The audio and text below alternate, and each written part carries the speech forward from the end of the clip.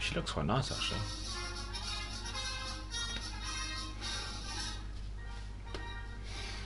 Bear with me as I sort out YouTube in the background. But in the meantime, there's Marlborough. Enjoy the music.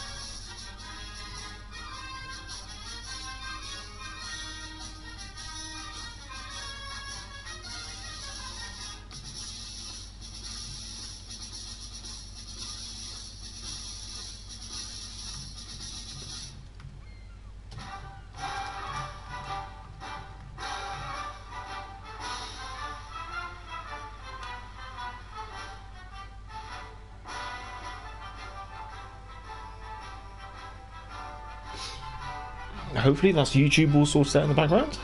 I'll be with the chat shortly, but I hope you're all having a good morning, good evening, good afternoon, good night, wherever you are in the world.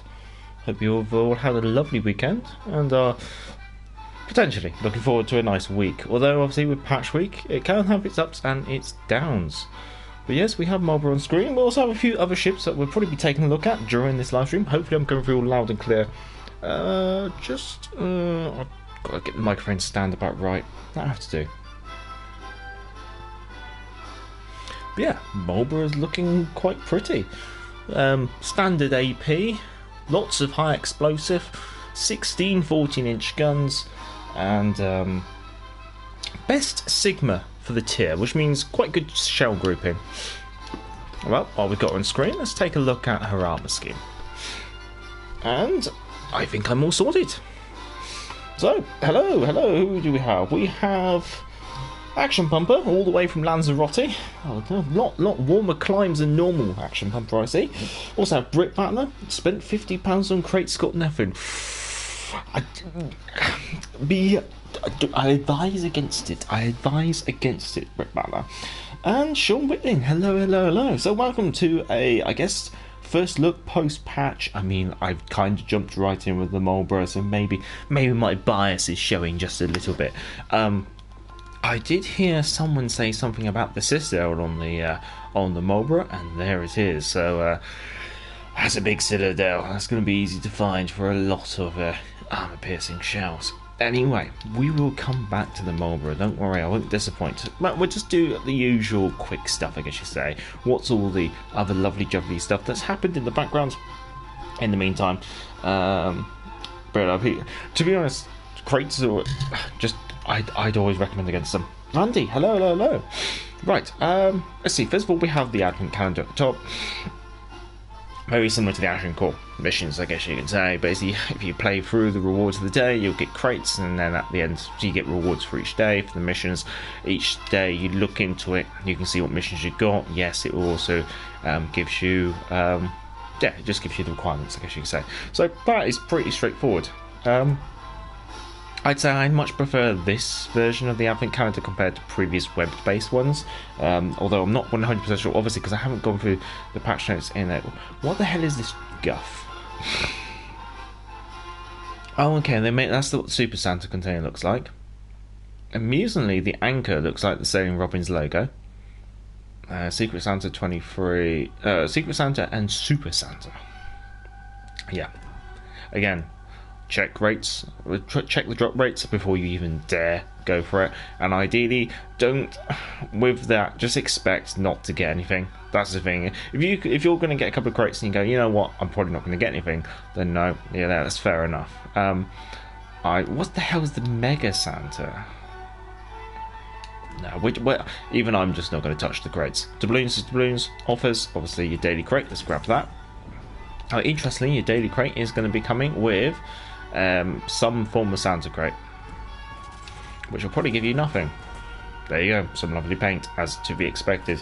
So usually when it comes to rewards from the crates, if you're happy with the worst rewards, then you can probably be happy enough with anything better. But yeah, there's nothing there worthwhile. Special, what's under special? We have holidays. We have the Yoshino for 35 winter shards. We have the Ganova making a return. We also have the Georgia W, the Algeria W, the Mass W, and the Hyuga W. Don't, for God's sake, just don't, okay? Leave those full ships alone, they're not going to be worth it. Lots of crates, again, probably not going to be worth it. We have Commander Guises. We have very expensive cosmetic items that no one's going to really look at. We also have a Super 5 container. I think they've updated the drop rates on the ships, but not updated the drop rates. Drop rates are basically the same for all ships, but you're basically guaranteed to get a ship that you don't have at tier 5. They have updated that list of ships, I do believe, and I think one thing, so obviously check that list, but just one thing to bear in mind is there is some pretty rubbish ships in there as well, which are not available. So things, I can't remember, there's a premium Fubuki which is terrible, which is, this is the only crate it's available in, so yeah, watch out for that. Insignias, I think that's just the one. We got a mission. What's the mission give you? It gives you one reward. Gives you accommodation. Okay, a mission for accommodation, 4 winter shards, some camos. What's under? Let's go. New Year resolutions. What's this stuff? 45,000 doubloons.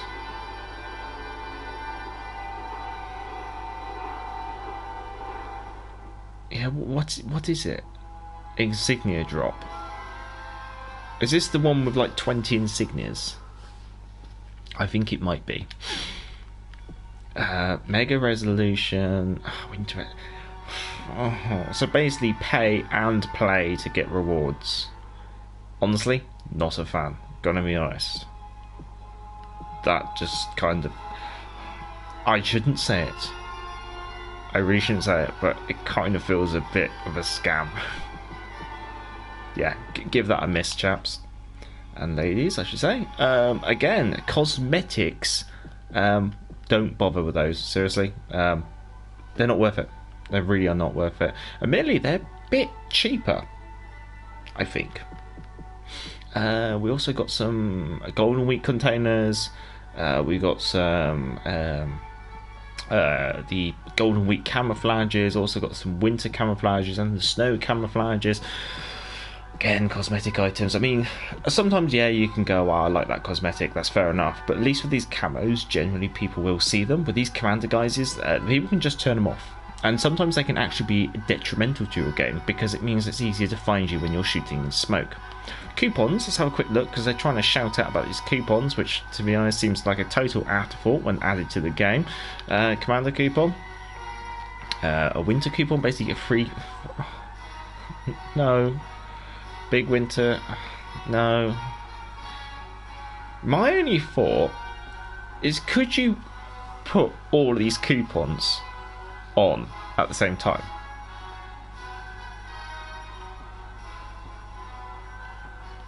I bet you can. You?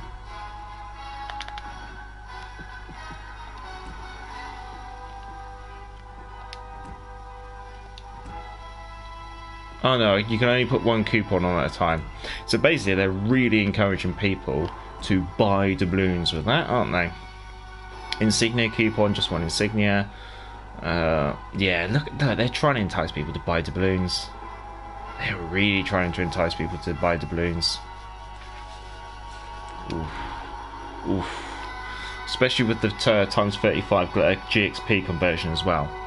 Commanders, containers. Again, they just added more containers to the store. I mean, they said there's new containers. Oh, they just updated to the winter 23 containers. Okay, ships.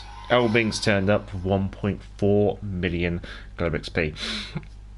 We have received, as a CC, we have received the Elbing. Let's see what she's like, I guess. Yubari for 925 doubloons.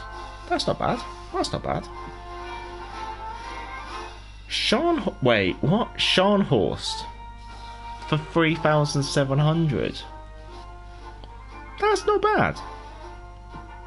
Various units, these prices are massively slashed. Exeter for only 3,000.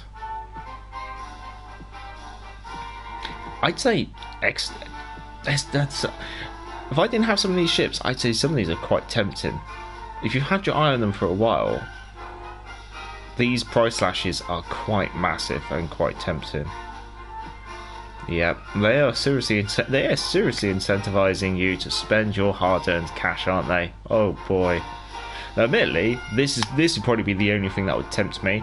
I mean, if I didn't have them, I'd be very tempted to say pick up the Scharnhorst, the Exeter, and the Duke of York, and probably the Z35. Those would be the ones I'd probably end up picking up. That's quite interesting. That part's quite interesting. Bureau is nothing new, isn't it? Campaign missions.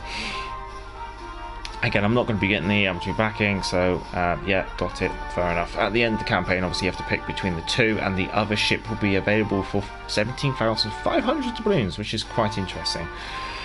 Now,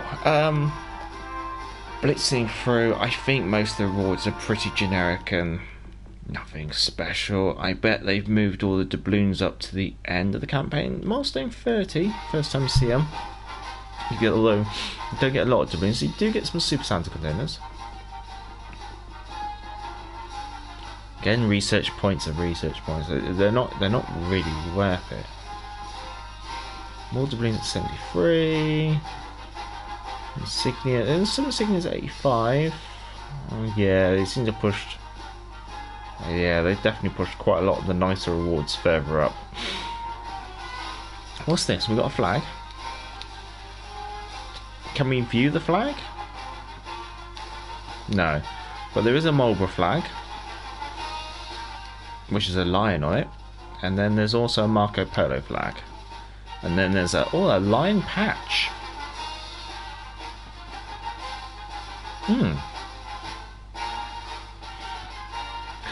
I like the way it tells you what happens if you have duplicates as well. Confirming their 37,500 credits. Okay. Renowned.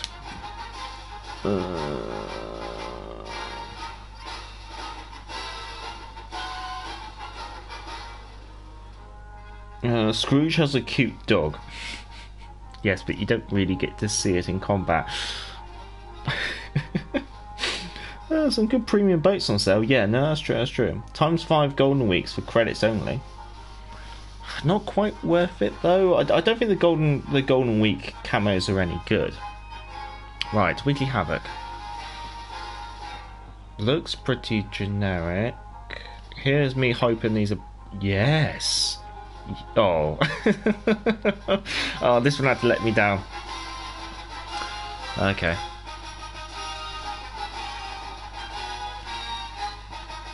Okay, yeah, the missions don't seem too bad in comparison to what we've been having recently. So, I mean, destroy 6 ships or set 30 fires. You're probably going to destroy 6 ships first. Okay, yeah, no, Renowned doesn't seem too bad. Heroic effort. Bessie team, 1 Kraken, 2 First Bloods, 4 Devastating Strikes. That's not too bad. I'd say 2 First Bloods is quite possible. Kraken, kind of subject to the player, but still probably quite feasible for some of the some of the better players, better than I at least. Top 3 of the team, yeah, it's quite achievable, especially if you play destroyers. You should be able to do that one quite quickly. 4 Devastating Strikes, okay, that's more aimed at battleships, I guess you could say. But yeah, there's a nice bit of diversity there. Okay, that's not too bad. Trials. What's the daily boost? Just GXP. Weekly boost is the usual. Premium supplies. Have they separated out tier 8 yet? No, they haven't separated out tier 8 yet. Okay, that's fair enough. Commanders, not really anything going on there. With all they've done is they've added guises. See what we've got added. So we have Santa Claus with tinted shells, legendary skill, signal flare, unique voiceover for Santa. Also, Mr. Scrooge again adds a unique voiceover. Maybe we might put these two on for at least a game or two, maybe just see what the voiceover's like. But I have to remember to change the voiceover. Can't remember if you can do that while you're in game or not. Ships, I don't think anything's changed with the tech trees. I think they're all still the same. Yeah, they're all gonna be the same. Apart from obviously the nerfs and buffs. One, I guess, nice quality of life thing that's happened here is they've changed the cards on the battle types. Versus VI, standard, ranked, arena, brawl. They've changed it from what you see as the symbols, I guess you could say, for them, and they've changed it to these more aesthetically pleasing cards, I guess you could say, would be the correct terminology for it. Okay, let's start off with looking at the Marlborough because of my bias. First of all, we take the camera off, because obviously then it's always best to compare base stats to base stats. Now she's a tier 8, so I guess her likely counterpart is going to be, say, Temeraire, which is a dashing camouflage. Yeah, let's start taking a look. Loadout, obviously high explosive shells with a 24% chance of setting fire. That's not too bad. Arm piercing shells. Now these are standard arm piercing shells, they're not British short fuse apparently. The heal, 1228 HP per second to 20 seconds. You are looking at let's say about 24,000 HP recovery per repair party. Only 2 of them though, bear that in mind. So Master Mechanic is probably going to be a very tempting trait to have on Marlborough, just to make sure you get enough repair parties. Only enhanced secondary battery, and this can't be swapped up for anything else, so that's a bit of a shame. She hasn't got defensive AFI consumable or anything else like that. Damage control, 15-second duration, 80-second reload, pretty standard. Let's have a quick look at the overview. There's reloader, above average main battery reload speed. We'll have to take a look at that.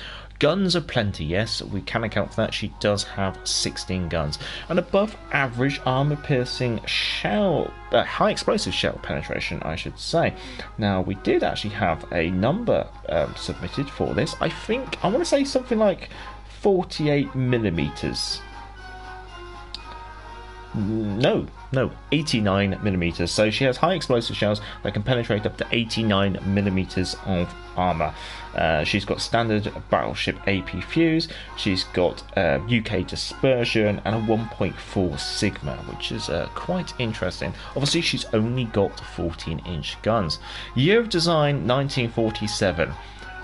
Why would Britain in 1947 decide to potentially design a ship with 14-inch guns when the norm was pretty much moving towards 16-inch guns at the time? I don't know. It does look like a Vanguard/Lion class hull. It does have a vastly improved Vanguard style superstructure, I guess you could say. So yeah, to me it looks like Vanguard, but they stuck King George V 14-inch caliber, 14-inch guns, turrets on there. That's what it looks like to me. Armor scheme, we did take a quick look at this, but bow and stern are mostly plated in 29 to 33 millimeters, which is capable of ricocheting 16-inch guns.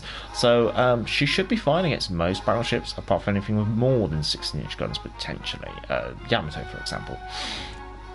Torpedo bulge. Torpedo bulge is actually considerably small and only covers the citadel. It doesn't extend any further, which is a bit of a shame. Superstructure, big, soft, squishy. You're going to be susceptible to high explosive spam, let's just say. So yeah, that could be interesting. Also, there's no. Okay. Right, on to upper structure. So she's got deck armor suitable against 16-inch guns, and an upper bout suitable against 16-inch AP as well. And then she's got let's do this. Let's do the turrets. The turrets are covered in lots of armor, lots and lots of armor. What's the turret faces like? 330 millimeters of plating. Bear in mind, those are very flat-fronted turrets. If someone's trying to knock out your... I think the turrets could be potentially susceptible to being knocked out because there's no angle on those. So if you're if someone's shooting you while you're shooting them and they're aiming at your turrets, especially front on, a good chance your turrets getting knocked out, I kind of feel. So bear that in mind. Lower armoured belt is 381, so I guess you can angle against 16-inch, about 18-inch guns, I guess you could say. But remember, when you're angling, you're potentially not going to be angling your forward plate on your citadel. So if a Yamato kind of decides just to aim a bit more forward and punch through the side of the barrel, they should be able to citadel you through the front. So she's not going to be a brawler. Because she's got exposed citadel. If anyone tries to do a drive-by, it's guaranteed citadels. You don't want to be broadside on. I kind of feel that this thing's going to want to be played at range a bit more than, say, some other British battleships in comparison, just due to that heavily exposed citadel. But yeah, that's the armor plate. Oh, also, bear in mind, for those of you who are trying to target the ship, you can see the thickness of the armor painted, or I guess you say, or marked on the outside of the ship. So therefore, if a Marlborough is bow into you, or if you've got good guns, you want to be aiming almost in front of a turret and punching in through the bow there, because you'll miss the thick armor and hit the front of the citadel, and exactly the same situation at the stern. Okay, so Marlborough has some weaknesses, definitely, when it comes to the armour scheme. Stats survivability, 76,800 HP, plus she's also got 2 repair parties, giving her an additional 24,000 HP. That means she's got about a HP pool of about 125,000, give or take. Add Master Mechanic on there, you've just added another 50,000 on there. So you could potentially have a HP pool of 175,000 HP. So yeah, she's going to be quite tanky. Torpedo reduction is only 28%. Now, 25-second reload with those 14-inch guns, range of 16.6 kilometers, 40-second turret traverse. AA is quite capable, so potentially you could focus on AA. She's got a range of 5.2, but at the moment we're not really expecting too many legendary tier carriers. Speed of 31.5 knots is quite average or typical for a British battleship at this tier.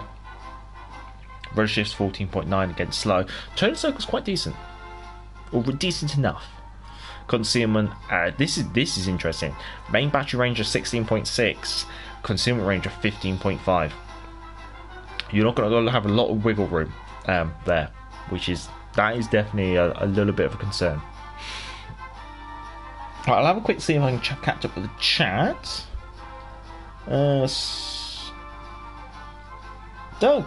Doug35, hello. Is Marlborough just a Florida at tier 8? Do you think it will struggle? Will the size of the guns at the tier? I think because she's British, she's going to have very good high explosive capability. So I think she's going to be a bit of a fire-breathing battleship. Personally, I don't think Florida does too badly for her tier. I'm going to be interested to see how it goes with Marlborough when we take her out for a spin shortly.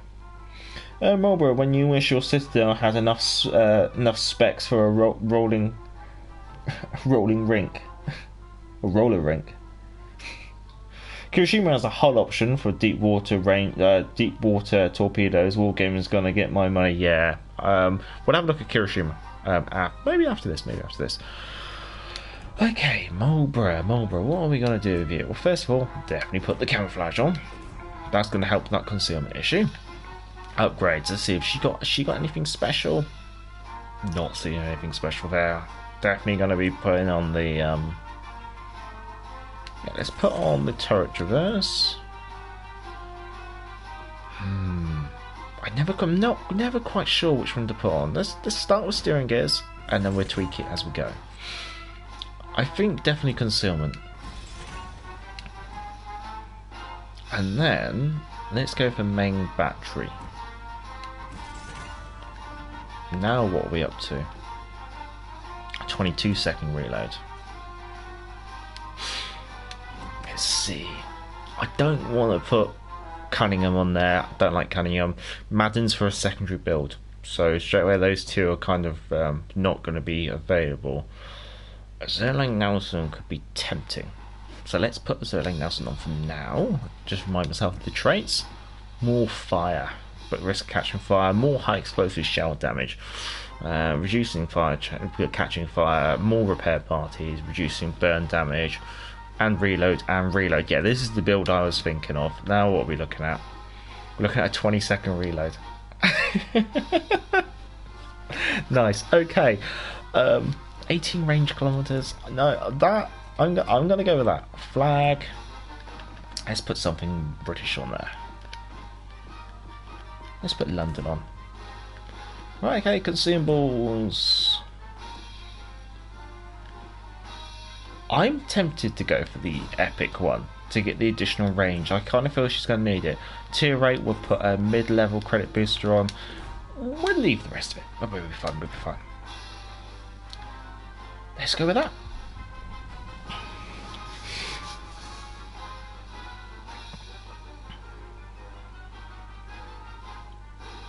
Doug 55, yeah, I've been busy. Haven't deleted the account.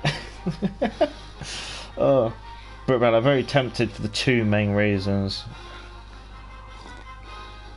Oh, yeah, we take a look at Kirisame. I think one thing I've noticed with the Kirisame, or seen mentioned with the Kirisame, is she has got 20-kilometer torpedoes. Being that the visible range only goes out to 21 kilometers. You can put gleaves on there and they'd be like, you can torpedo farther than you can see. Okay, let's see what we got. Republic, Prince Rupert, Iowa, Brandenburg, Roma, Cleveland, Edinburgh, Denley, Summers. Spawning in the centre. I've got 2 battleships to my left, 2 battleships to my right. I'm liking the new ping mechanic that you can see on the map there.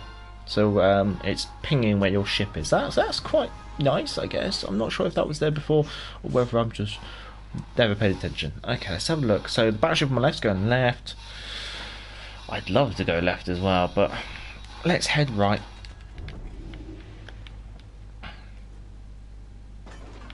Right, Jutland, Bismarck, Massachusetts. Massachusetts in reverse. Starting with high explosives.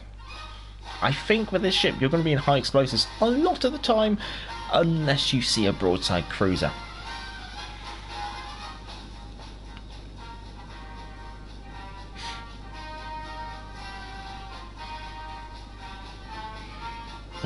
Before work, brought by a bunch of mega crates. Got everything but Kirisame.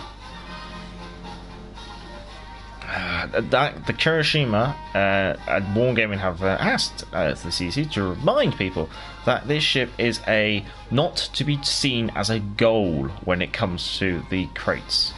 Okay.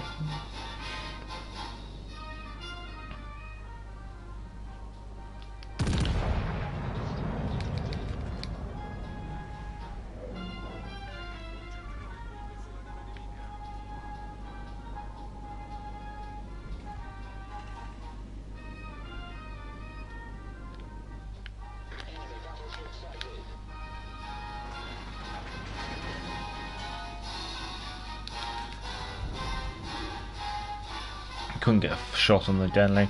Would like to.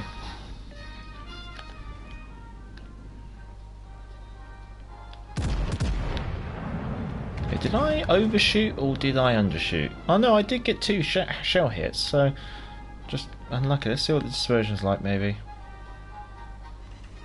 Oh, we got our first fire of the game.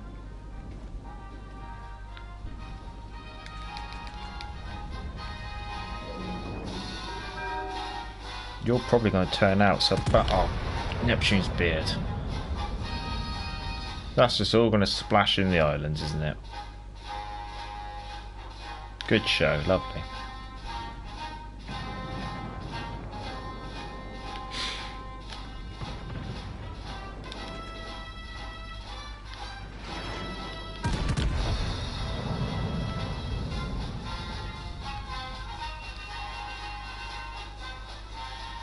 So your shell starts to converge almost above the target.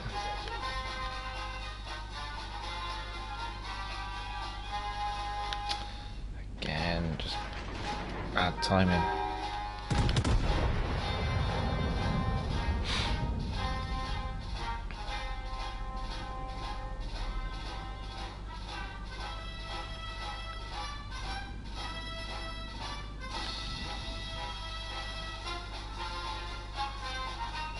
I don't think I can actually target the Denley.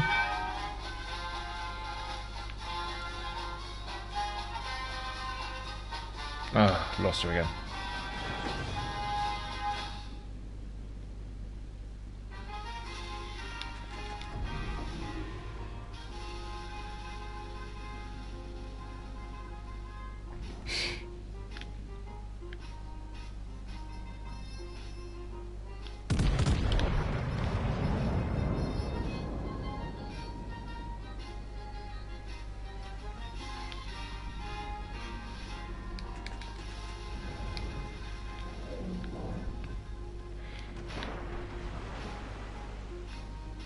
You need to get out of there,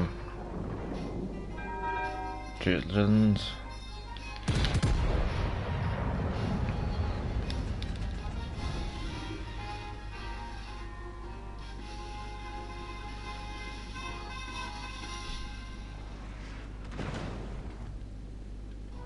That's battleship shells.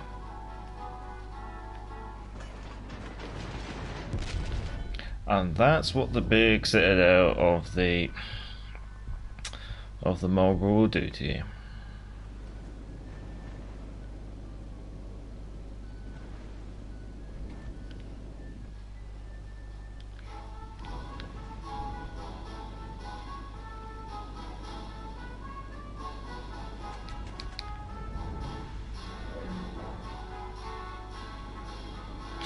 I almost think I'm taking a bit of a risk here, but oh well.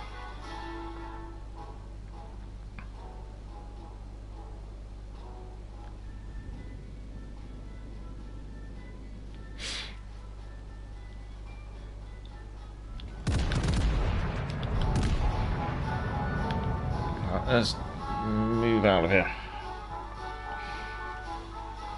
You want Georgia and Elbing? Well, I'll probably have to have a dabble with Elbing sometime this live stream to see what all the fuss is about, because I honestly never played her.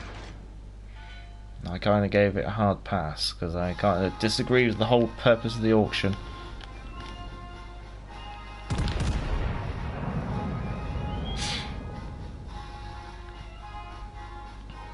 I'm honestly a little bit annoyed at the moment. I'm noticing that your position gets pinged on the map as well, which is quite interesting.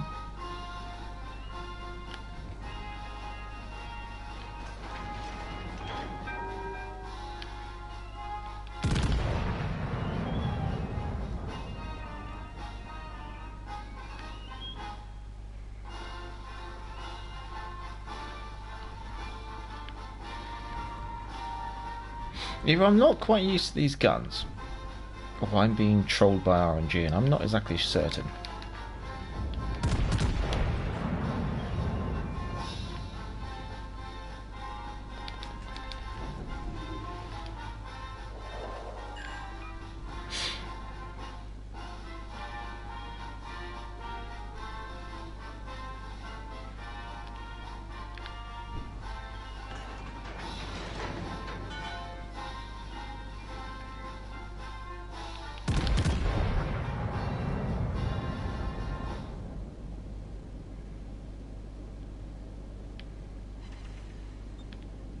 Yeah, the AP is a little bit disappointing.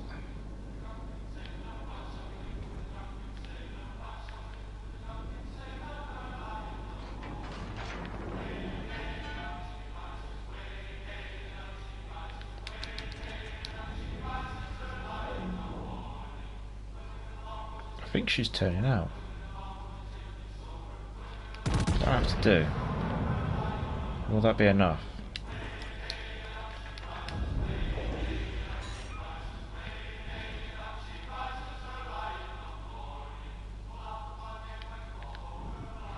Of course, now she actually offers me a broadside.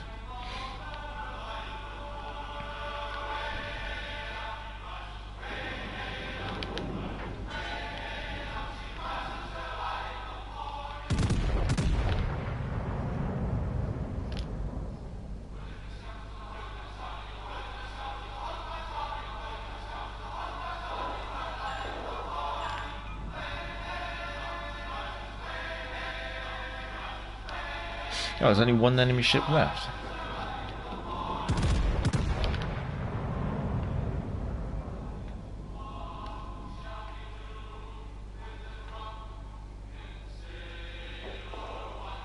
She must have a big dispersion circle. It kind of feels like you may have 16 guns, but you're rarely going to get 16 hits.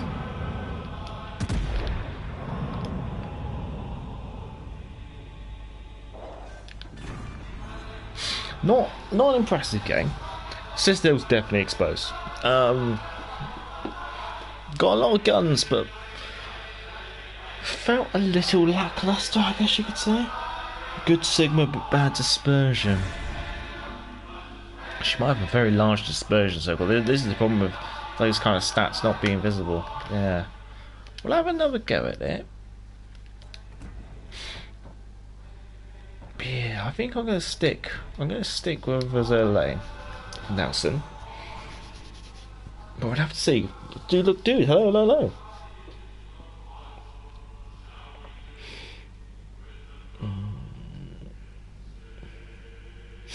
But it's a super light cruiser with ridiculous AP around Russian destroyer playstyle, but instead of HE, it's AP spam. Yeah, no, that is a fair summary of the Albin. Sure, and I've been saving for the Stalingrad, but it's going to get the Albin instead, since I have the free XP.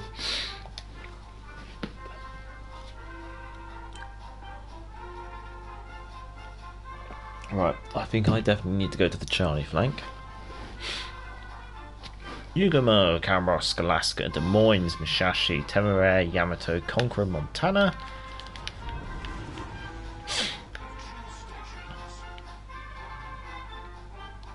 I think am I the only tier 8 battle? I'm the only tier 8 battleship on my team. Okay.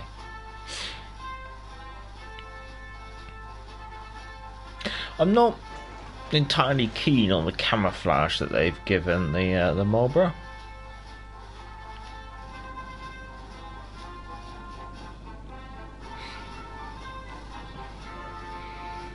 Oh, good grouping or other way around?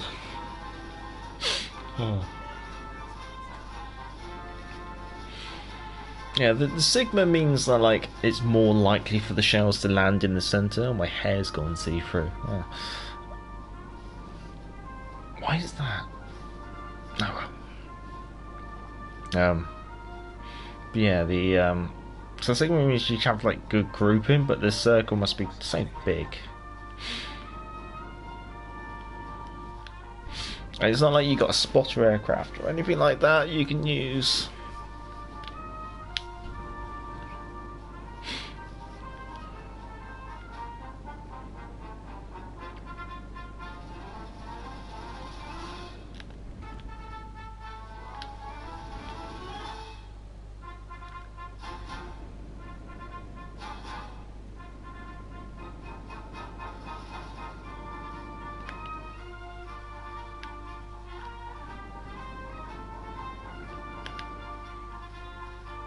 Boss.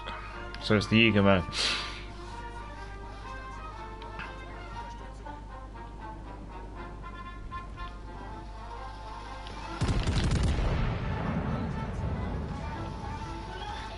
Yeah, probably overled that because he's smoking up.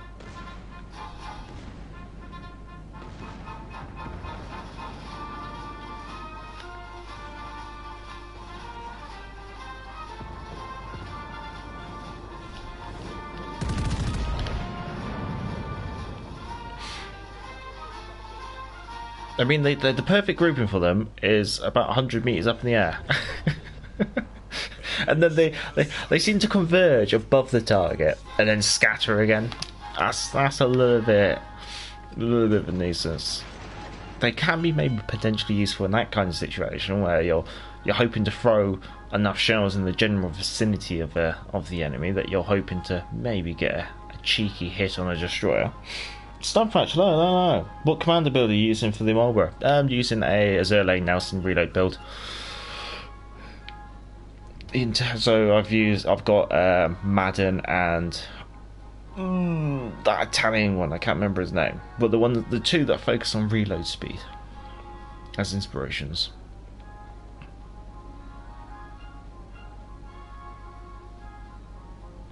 Ideally, I need to do guns to my starboard side and start moving towards the other end of the map and see if I can help out down there, because I think there's no point in us trying to strong on this flank against this many ships.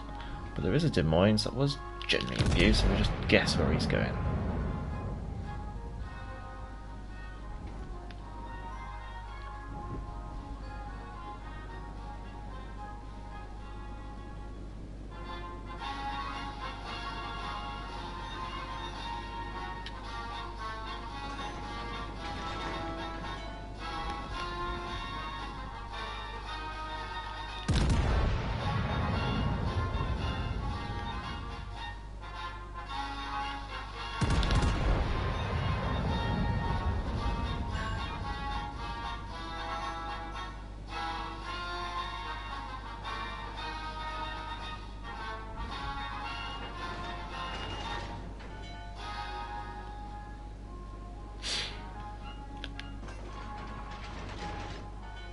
Shashi. Don't think I can engage him. Could I? Maybe. I'm going to be putting myself broadside onto a Conqueror, though, which is a very awkward situation. What do you do in Alaska? Just guess.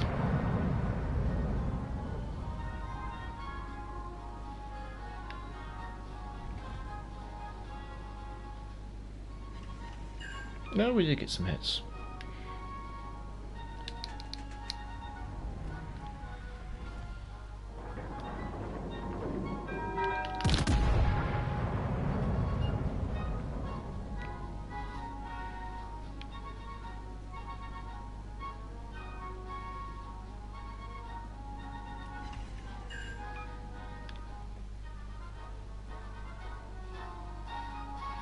I'm going to do a bit of guesswork here, but we're hoping that...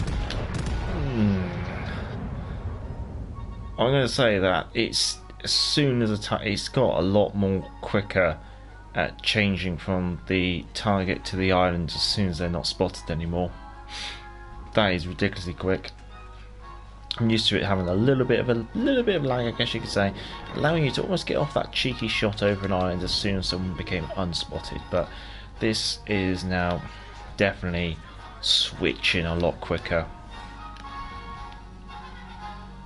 So that is obviously a little finicky. That's a little thing I've noticed that is going to take me a little while to get used to.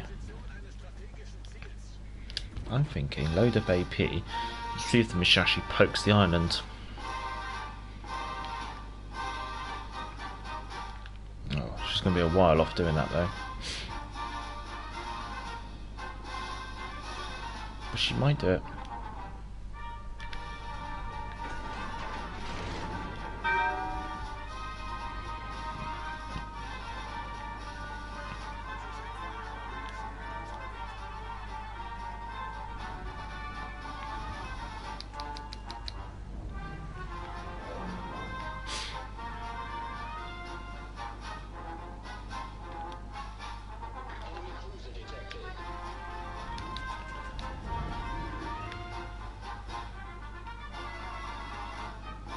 I think that Musashi is going to take too long to... She is on her way though.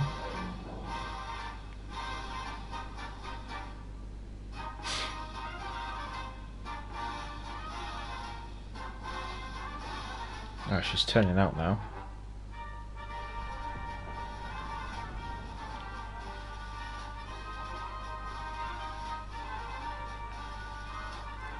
Lost her again.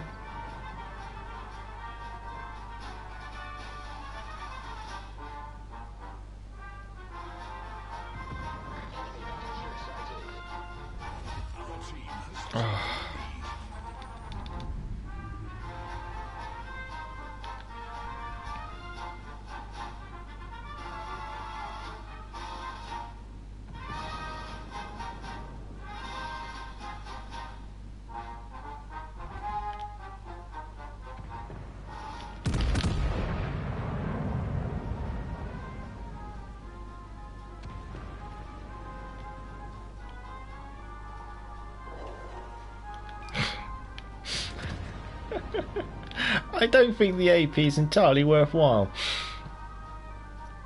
Even if it is normal for you. Let's see, let's try again. This time aiming a bit lower down because we're going for waterline hits, but that dispersion. Look, the shells converge up there and then start to scatter. It's not quite worth it.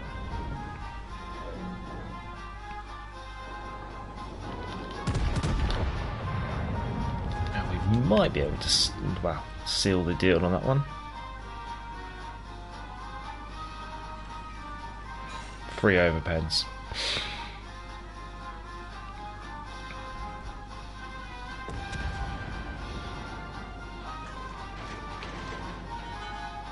The manoeuvrability on this is quite nice. That turn and circle, you definitely feel it.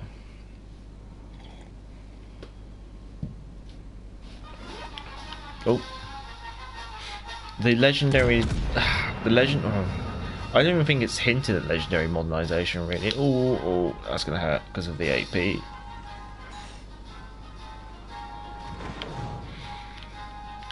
Blasted American angles.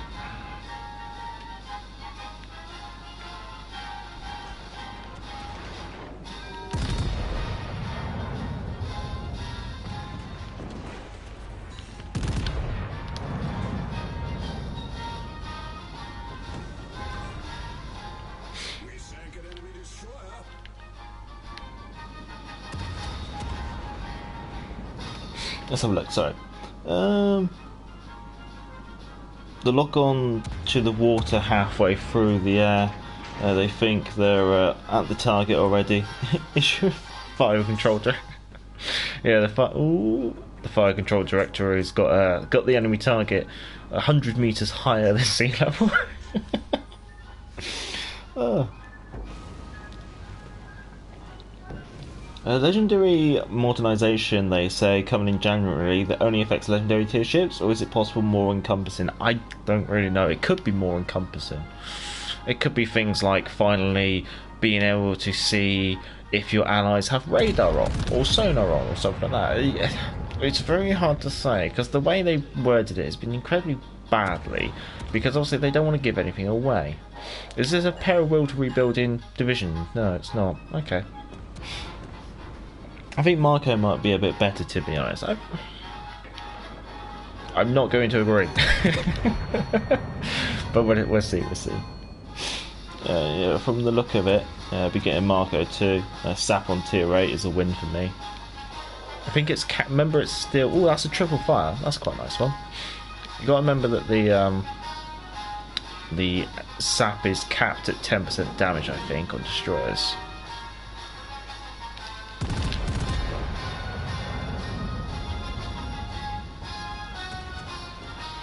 This has definitely been a lot better game.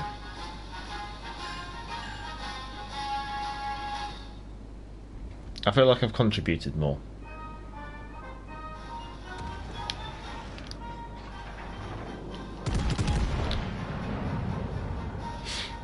$118,000 damage, that's a bit better. 2 kills, both kills being destroyers as well. Good morning, Pixelmug, good morning.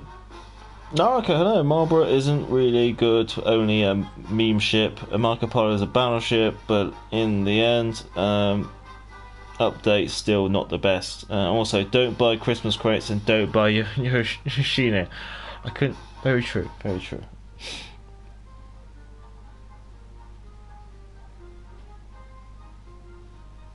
Right. Still mid-table. But yeah, that game did feel a bit better in Marlborough. But yeah, Marlborough, there's nothing really to shout about, I guess you could say. Unless 14-inch guns tier 8 is anything to shout about. I think she's all right. But yeah, nothing really to shout about. So let's have a look at her competitor, I guess you could say. Marco Polo. So before I start going through the Marco Polo, what's the summary that we get off of Wargaming? Marco Polo, 1.9 sigma, Italian, French, German dispersion. It's a bad dispersion. 102 millimeters of semi-armor piercing penetration. She also has normal HE and normal AP as well. Chris just also pinged me in on Discord. Insignia subscription. 1 insignia every day for 30 days if activated today. 45k doubloons. Missing days cannot be recovered. So potentially up to 30 insignias. So yeah, if you want insignias, let's start off with loadout. Yeah. So HE 36% fire chance. 32-second reload. Arm piercing shells. Well, so we'll take a look at the semi-arm piercing shells shortly. 32-second reload. 30. Okay, about the same range, amusingly. Heal 28 seconds at 340. So that is say 3,000, 6,000, about 9,000 HP per repair party, give or take. You do have 4 of them. Okay. Exhaust smoke generator, pretty standard. Catapult fighter, spotter aircraft's enhanced secondary battery. We have a pretty camouflage, which we're going to take off for now. Overview. Big guns. Okay. Superior AP damage. But most people... Let's see what we end up having to swap for sap, yeah? Fast. Okay, well, let's have a look. So she's got 16-inch guns, I could briefly see there. So let's have a look at the sap. Sap increases your reload time by 4 seconds, but it replaces high explosive shells. Okay. Other modules, nothing special to mention, I don't think. No, that's all pretty standard. Loadout. Let's do armor. Bow, stern, ricocheting, 16-inch AP. Torpedo bulge. Yep, citadel length torpedo bulge. Superstructure, squishy stuff. I mean, most of this stuff is pretty generic, I guess you could say. Upper armored bow. That's capable of basically, it's impervious to 8-inch high explosive shells, which is quite interesting, and capable of ricocheting most armor piercing shells too. So she's got definitely better armor. That citadel, nice and low in the water. That is gonna be hard to find. Also, it's slightly turtle backed as well. Definitely a lot more survival armor scheme. Turrets, lots and lots of armor, thicker armor on the front of those turrets as well. Already, just judging by the armor scheme, this ship is a lot more survivable than Marlborough. Stats, less HP, but obviously that generally means that she's tougher. Ships with lots of HP generally seem to be a lot more squishy. Main battery artillery, 32 seconds. 36-second turret traverse, faster turret traverse. Secondary range 5 kilometers. Air rating's not that great. Same turning circle, 32. Fast, and she's only 0.5 knots faster than Marlborough. How can you call that fast? Wargaming were really struggling when it came to traits for this ship. I could definitely say that. 16.7 second rudder shift, slower rudder shift than the Marlborough. So maneuverability, you're faster but slower turning. Concealment 15.7. So generally gun range concealment is pretty much all on par. Okay. So let's put on the camouflage. Let's put on the second beta flag. Let's put on a...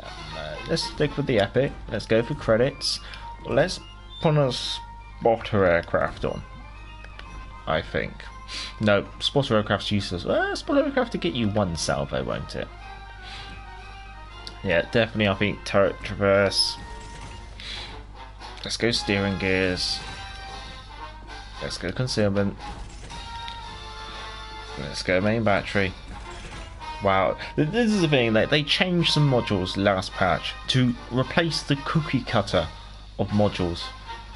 And like I kind of said, all they've done is just change the shape of the cookie cutter. It's still a cookie cutter choice. Okay, so basically, do you want to take 16-inch sap? I'm sure you chaps are just going to say yeah, so let's go for it. Let's pop that on. Let's get Commander on this. Really? stick with Tech Tree Commander, that seems fair. This is secondary battery orientated, so I think on that basis, let's put secondary battery on. Actually, what is the secondary battery? Oh, secondary battery is only high explosives. Maybe it's not quite worth it. Let's go back to spotter aircraft. Isn't there a new commander? What were you about?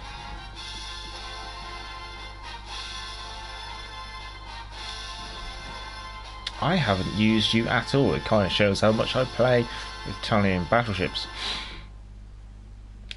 I think stick a good day's work on there.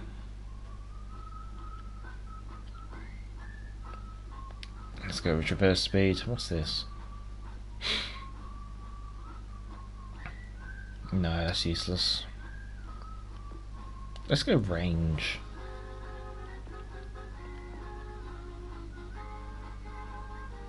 Let's go for that. And then let's put some reload inspirations on. So let's get Madden on there.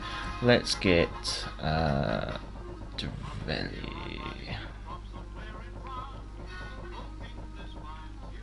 Come on, where are you? There you are.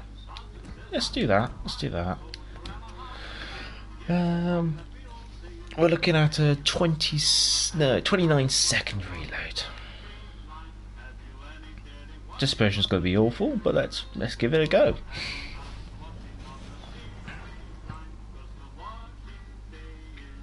Well, in the meantime, I'll do the usual. If you feel like giving the stream a thumbs up, obviously it does help with the YouTube algorithm. It'd be much obliged if you can. Obviously, if you're enjoying it, yeah, I hope you're well and safe.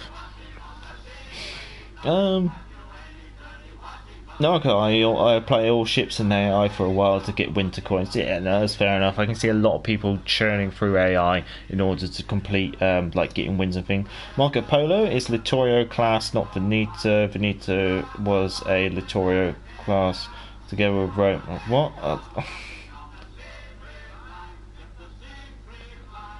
Oh, there's the Littorio and the Veneto. Yeah, okay. Yeah. Oh, Zuma. Hello. Hopefully I haven't missed anyone in the chat. Oh, then was this as well. Hello. Right, okay, let's see. Marco Polo. I bought so many crates, got Yoshino and no Dog 35. That Kirisame is not a. Don't just completely ignore its existence. It's probably going to end up being one of the rarest ships in the game. Right, I'm just going to try and get my ship into a general position very quickly. Take a look at the minimap. Fletcher, Summer, Zuma, Plymouth, Room, Brandenburg, Bismarck, Richelieu, Marlborough. Marlborough? Is that a CC? Fire Flash 1? No, probably someone's bought the campaign out already. That's the thing, I'd always advise potentially against buying out the campaign on day one. Or if you do, and it is a pick or choose kind of campaign, I would definitely postpone your decision on which one you pick. Well, where is the enemy destroyer? Now being you're not going to... Okay.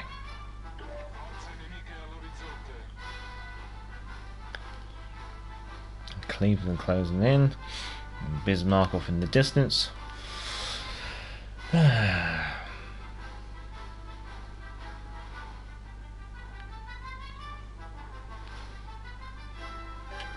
Or it could be a Summer or Fletcher. Okay. What's that in the middle then? A rune. Okay, that's part of a division. Oh, hello. Come on, guns. Go, Sap, go. Wow.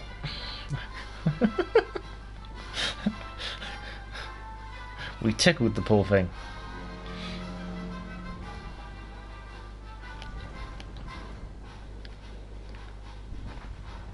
Fletcher gone. Nice work.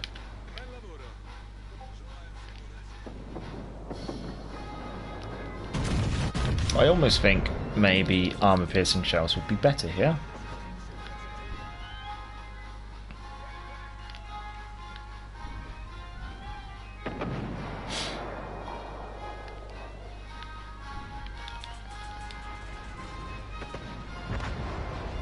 There goes Cleveland.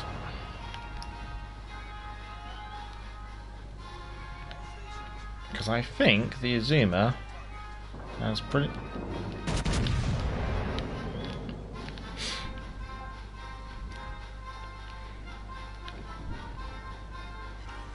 Yeah.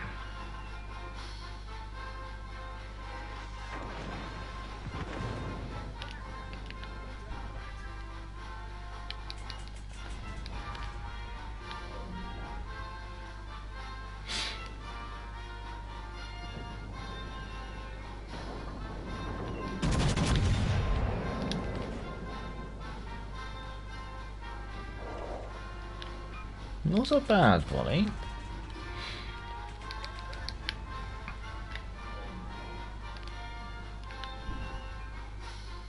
What's that charging in as a Bismarck?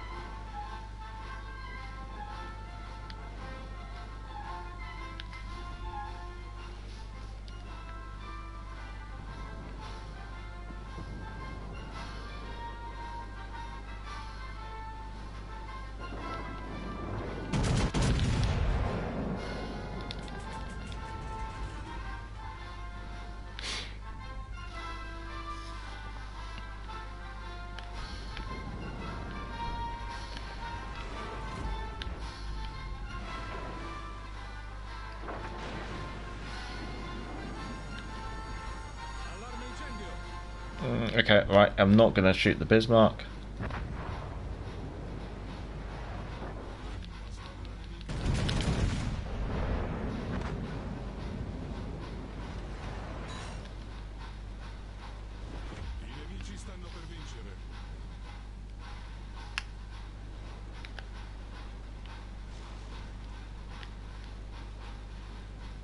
That Albin is hitting hard, isn't he? Kind of surprised at that.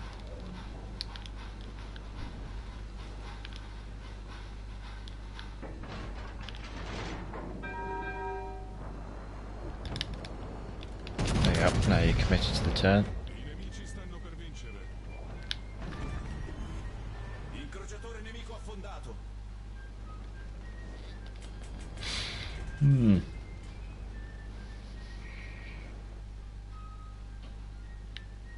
Hey Major, what's your thoughts on Wargaming reselling Algeria en masse for as premiums? Do you really need money? Do you really? Really? Are things that bad? Things so bad that you have to just put a premium sticker on an existing tech tree ship and W on the end and say, here's some, here's nothing for something almost, isn't there?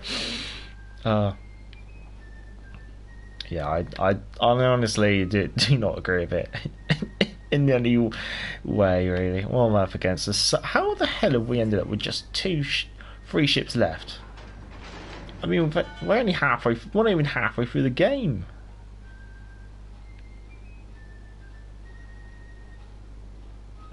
I feel like I've barely contributed to the game and there's nothing left.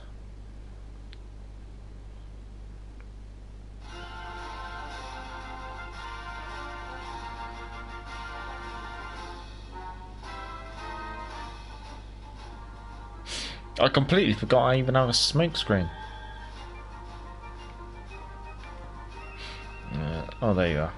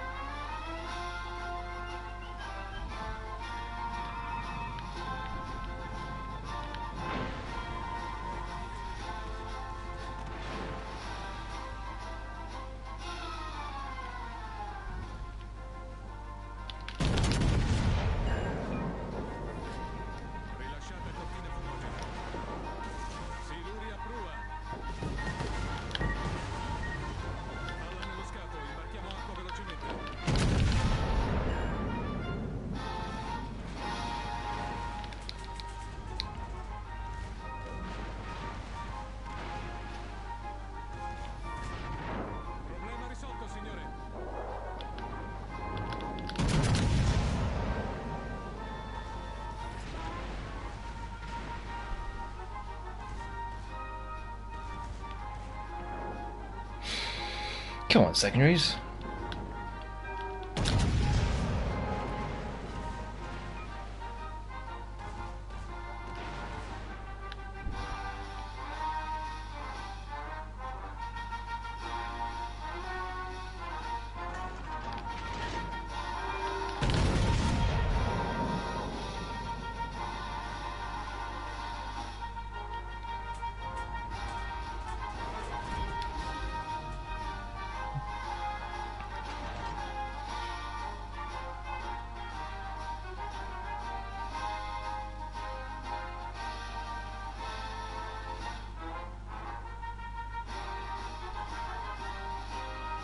Don't as much. Widespread torpedoes, yeah. Probably gonna hit like a truck. Yeah.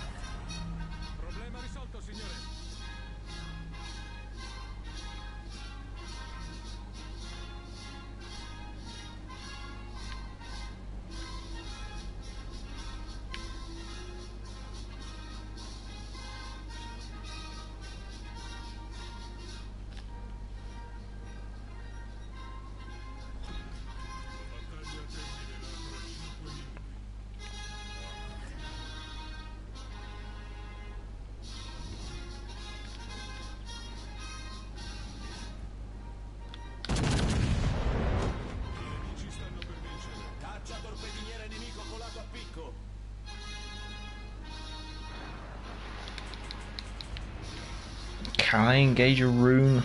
Probably unlikely. Stuck in the islands now. Ugh. Did someone screw that up, or do the torps just not do enough? I think his torps definitely did hit quite hard, so, but he only had the one launcher. I think that was the thing. He kind of wasted the launcher beforehand.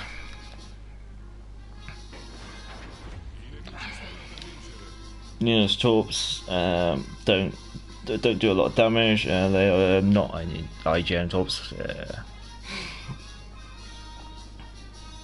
Borrowing some of the Azuma tier buff to either the ships. It looks like this is going to be a skipped campaign for myself. I think it's going to be a skipped campaign for a lot of people.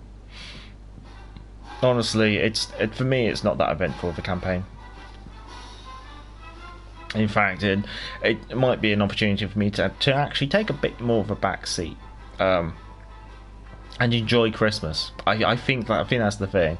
I mean, that's one of the reasons why obviously I didn't end up streaming Friday. Well, more over the weekend. Friday, the wife finished work at a really awkward time, which makes it quite difficult for me to actually stream on a Friday. Trying to work around that, and then with the Saturday and Sunday was spent seeing family and getting the Christmas tree sorted and things like that. So unfortunately, yeah, this weekend I just couldn't getting around to doing a stream. So I ended up streaming on Monday. But then again, we are looking at first look post patch. I think we're going to run out of time this stream. I don't think we're going to get through many of the ships. I mean, we'll probably do another game in the Marco Polo, at least give the two campaign ships at least a bit of a run for their money, I guess you could say. Dark 35, I finally got 30k still for this update. I'll wait a while in case Wolverine play some tricks in January that I need.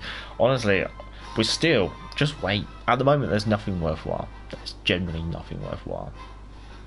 So just wait. In time, something will turn up for Steel.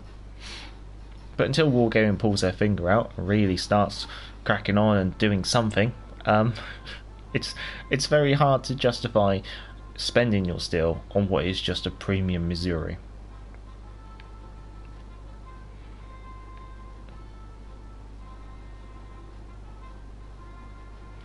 To be honest, this room probably has a very good chance of killing me.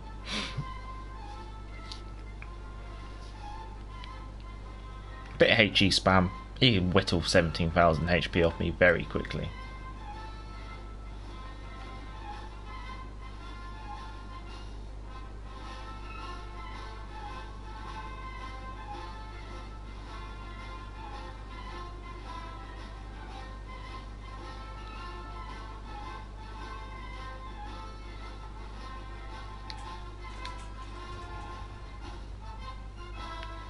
Got no idea where she is now.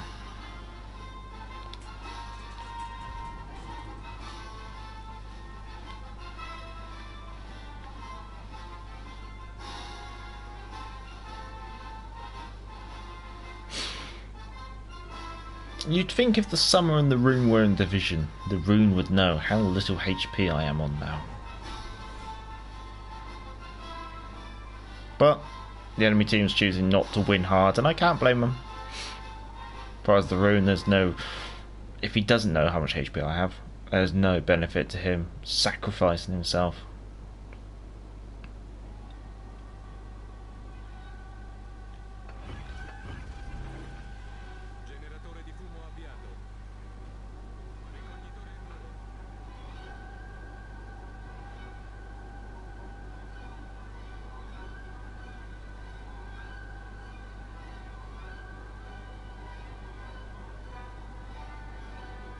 Yeah, again, a bit of a slow ended, but not much I can do about it.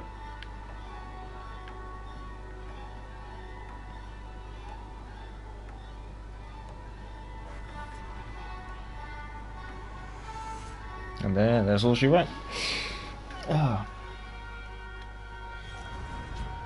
Two is I'll be getting the Marco, and that'll be it. I'll be skipping pretty much every campaign until they bring something like Agir, or at least something that captures my attention. Yeah, I think Agir is the German heavy cruiser. Oh, second on my team. That's bad. Anyway, let's take the Marco Polo out again. Pretty much a Sieg rig with 305s, and from what I remember, Bismarck saving up global XP. I'm hoping that the Belfast 43 makes a return. Other options is an AA buff build. Oh, AA build Friesland. That's fair enough. That's fair enough. Probably getting the Albing though. That'll be my zero. That'll be zero my XP. Oh, hello, Kid Mike. Hello. Good evening, I'm a crew as well.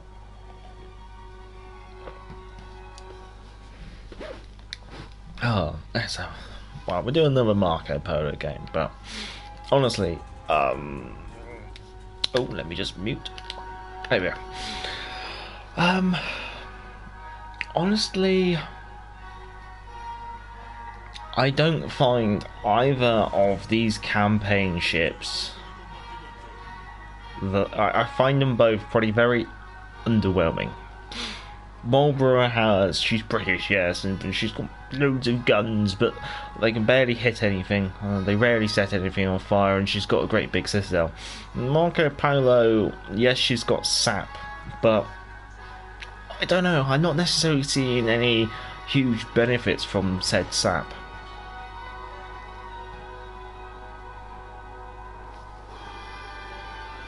And she doesn't have semi-armor piercing secondaries, she only has high explosive secondaries as well, so you kind of lose that kind of shine that some of the Italian battleships have with said semi-armor piercing shells on their secondary turrets.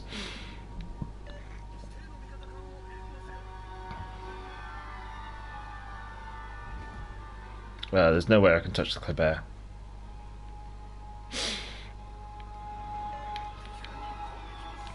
Oh, maybe we'll just chuck that out there and see what happens. Oh, that's actually armor piercing shells. Amusingly, I've loaded the wrong ammunition.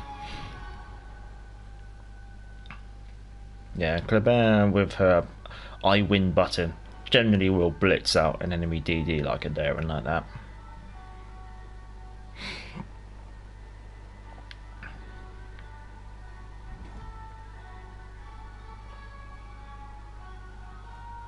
And that's it. Within the first 3 minutes of the game, no, 2 minutes of the game, both DDs are dead. The two ships with the highest potential to have an impact on this game are dead. Oh, what a wonderful world. Oh, there's a Marlborough.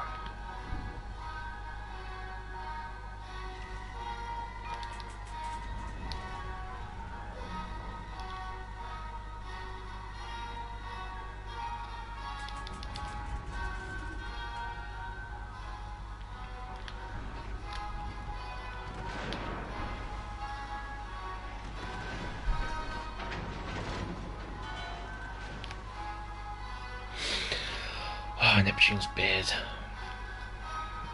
This map, it just feels like the spacing between the teams, the islands, is always just at maximum range. I see the whales are out. Yes, there are going to be plenty of whales out.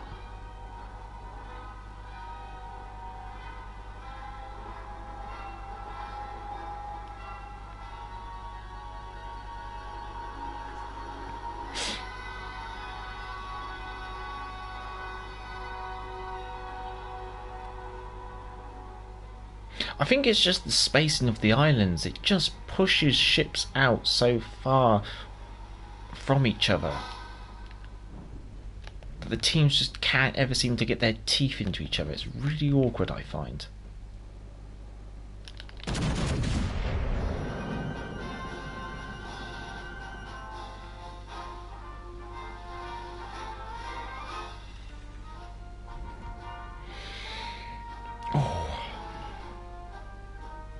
Starting to feel a bit cold. I look at the thermometer and it's 13 degrees down here. Maybe that's why.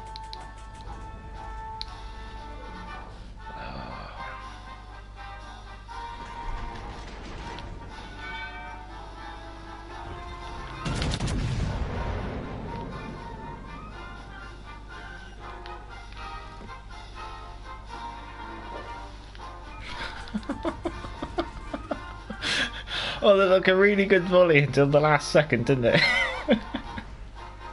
Oh.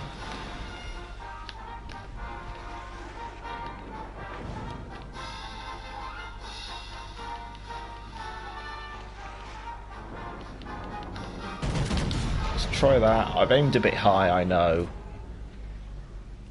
Yeah, the shells converge.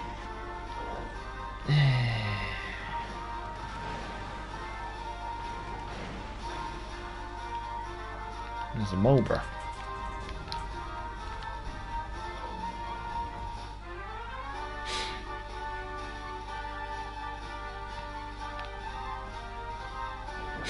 Oh, what are you doing? Oh.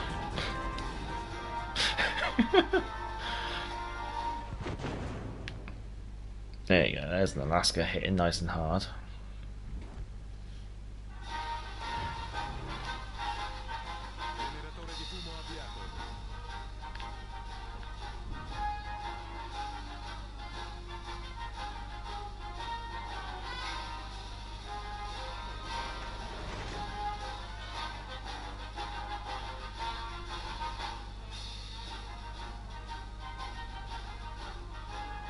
We're using our smoke screen just to turn around.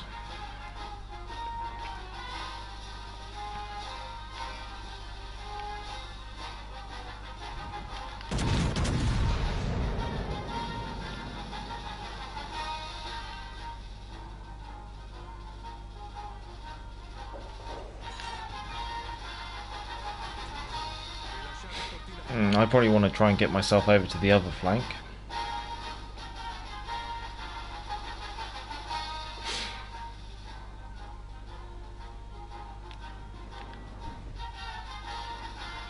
Oh, you're looking at me. Are you looking at me? You're looking at me.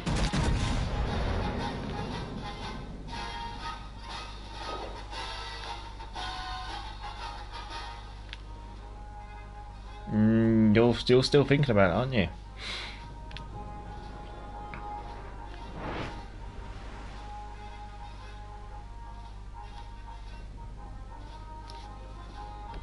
No.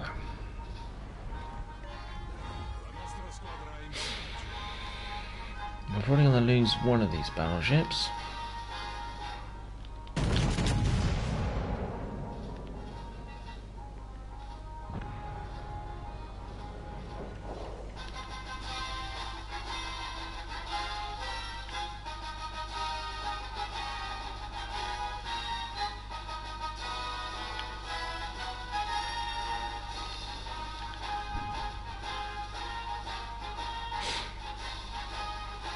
I think from the very limited amount of time that I played these two ships, Marlborough and Marco Polo, I definitely do kind of feel that Marco Polo is the slightly better choice to go for.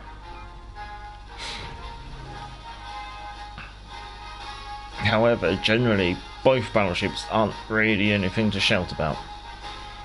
And I think you could quite happily give this patch a nice wide berth and not exactly miss out on anything.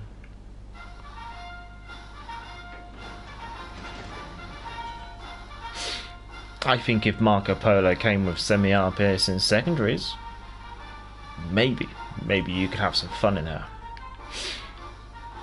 If Marlborough actually could hit something, I think she could be fun, but because she can't seem to hit anything, it's a little bit awkward. You got 16 guns that are very good at decorating a very large area, but not necessarily very good at hitting the one thing you want. I have only 5 ships left to drop for me, so maybe I'll try my luck in the Super 5 crate. Yeah.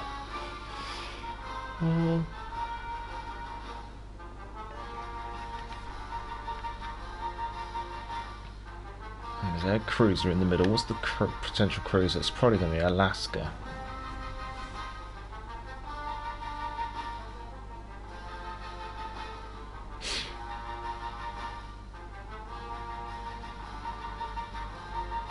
What's the battleship? Friedrich Grosser.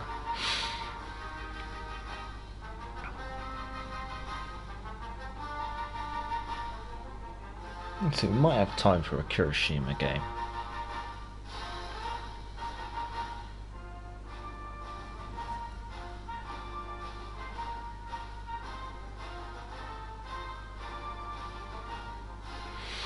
Wherever I said cruiser is, it's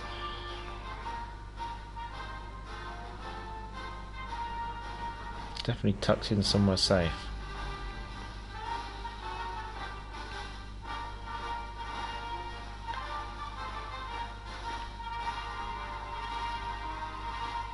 Seems to be a lot of cold bears out.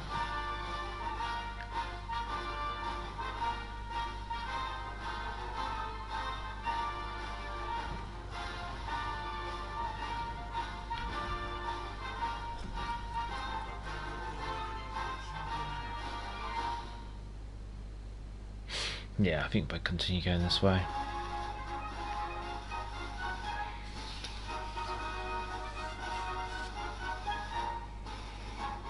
Both ships are typical gap fillers, just like the whole of Tier 8.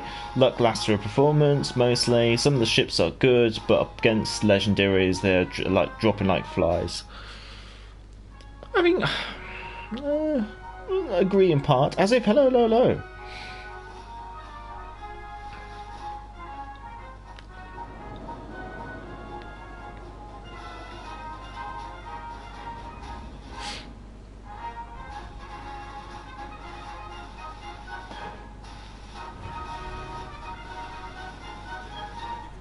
I'm just hoping that maybe I don't get spotted if he's not looking this way. Yeah, he's not looking this way.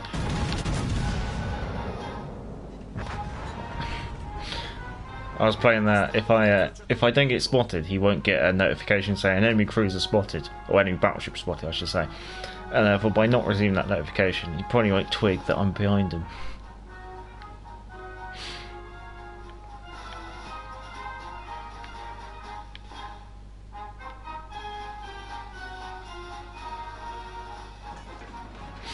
And then the enemy coal bears just run off, so we're fine. Very odd games. Very odd games. Tier 5 to 7 is my thing. Tier 8 legendary. Yeah, no, honestly, I can't. To be honest, I ruled out Tier 7. I find Tier 5 and 6 are most fun because most of the ships are real. And yeah, you got like a really good, interesting mix of skills, I guess you could say, when it comes to players. I kind of find like with Tier 7, there's just too many ships with gimmicks, and of course, thanks to the number of Tier 7 campaigns we've had, there's a lot of unbalanced Tier 7 premium ships and things like that. So I kind of feel like Tier 7 can be very awkward. No, I don't want to say awkward, but bit grindy, I guess you could say. Of course, like, because obviously the campaign ships, like, sometimes the skill levels can be a bit all over the place as well. No one else doesn't really like tier 5. That's fair enough. Perhaps they should release a whale flag, but you can only get it for 25,500 gold and 25,000 steel. Give them a whale flag and like a ship which isn't really that special.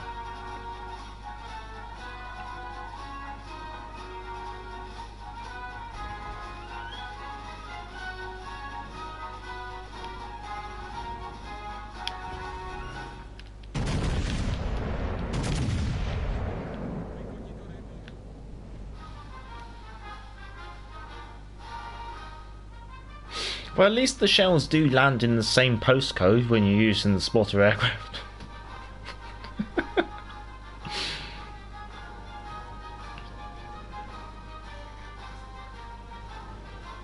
Right, this time let's try a stagger shot.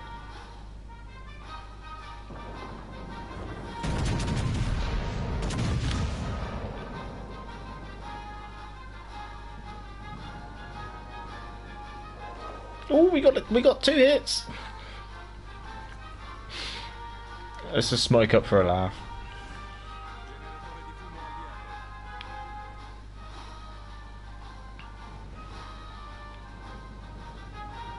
Seems like she's really slowed down. Oh, there she goes. Yeah, I don't know. I think Marco Polo is probably going to be the fan favourite, but neither ships are really that special. Yeah, you'll note I've got my fingerless gloves on. It's just got a bit cold. I'm reluctant. I'm a reluctant whale. I've been spending a lot less last 6 months, but War Gaming got me this time. Mid-table. Yeah, it's to Marco Polo, Marlborough. They're all right. Okay, let's see what we got left. Oh, I'll skip Discord for a second. I just want to have a look. What else we could have a look at? We could have a look at the Kirisame.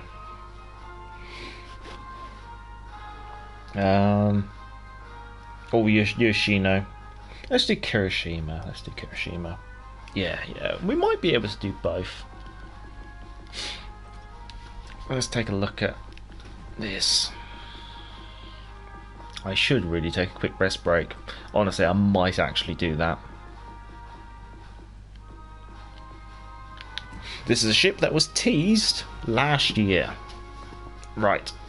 I'm going to turn up the music. I'll be nipping off and I will be back shortly because I just need to take a quick restroom break. So enjoy the music.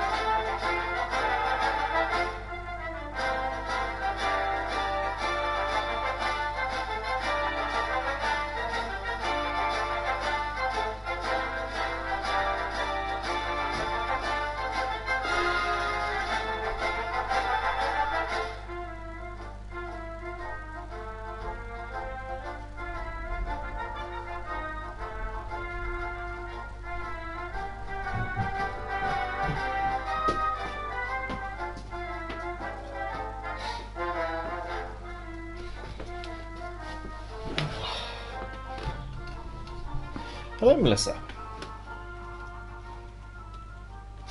Right, okay, let's see. What does this Japanese super rare destroyer Offerus. I doubt. Wow.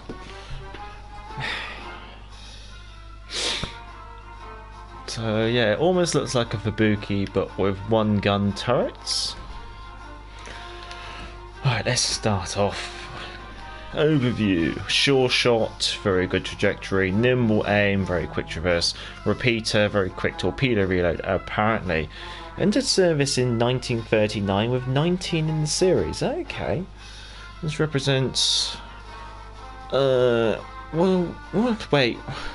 Entered service in 1939 with 19 ships in service, but this ship represents what could have been accomplished.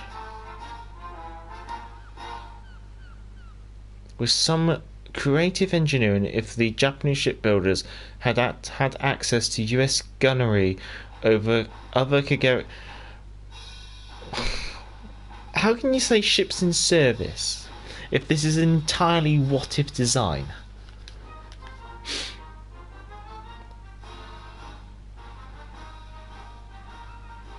Basically, they completely made it up. And that's a bit... There were 19 of these in service, if they existed. Come on, Wargame. You're just making it up. Okay, smoke generator, reload boost on the torpedoes, engine boost. That's about it. Let's take the camera off. Okay, without the camera, a lot of people are just going to look at the concealment. 6.6 kilometers, maneuverability 35, 4-second rudder shift.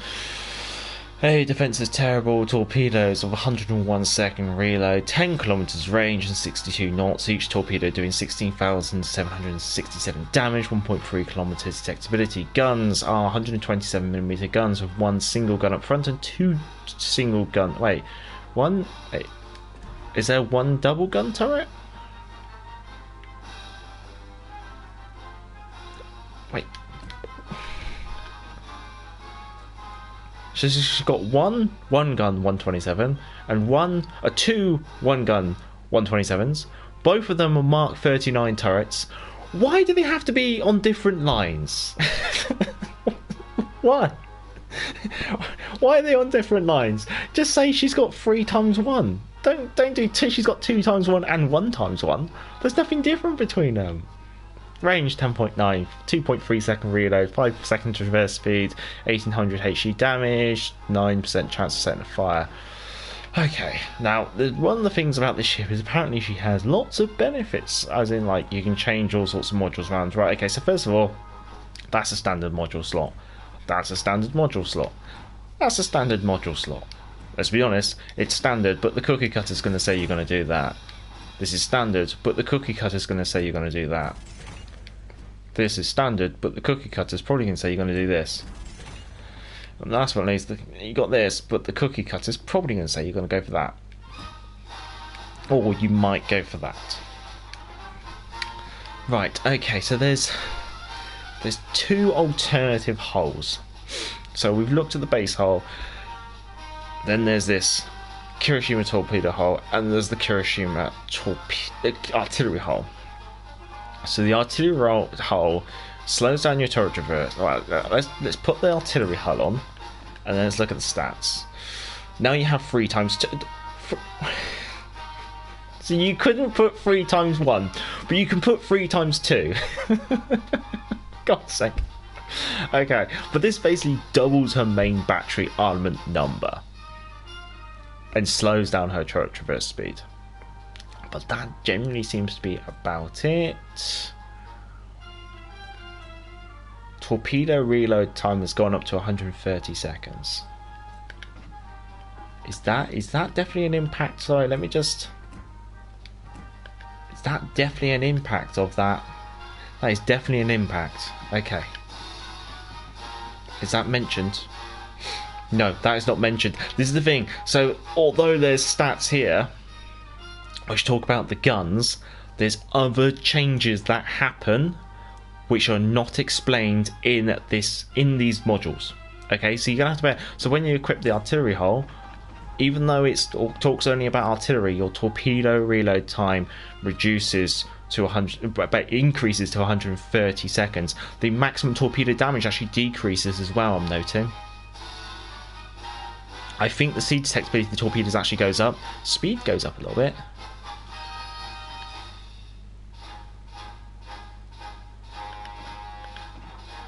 Okay. Let's put the torpedo hull on. So the torpedo hull apparently...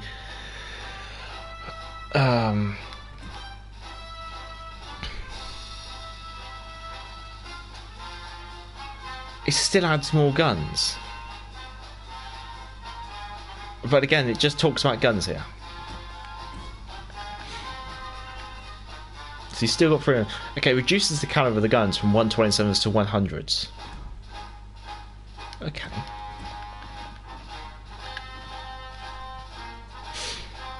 .8 second reload.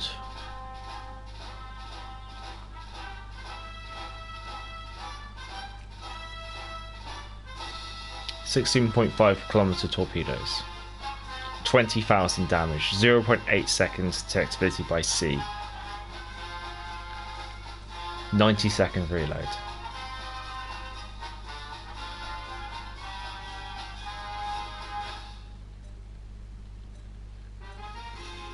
Okay.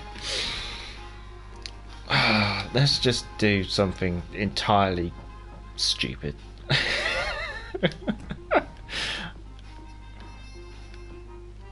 Yeah. Yeah. Yeah.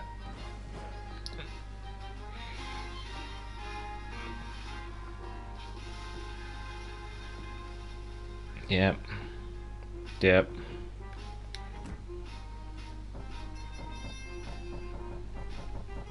Let's just quickly sort this out.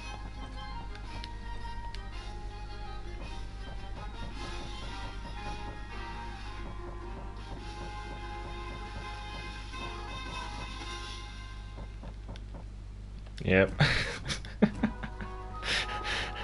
I want a Zerlini Targa, I think. No. Fishy. Space fishy. Yep.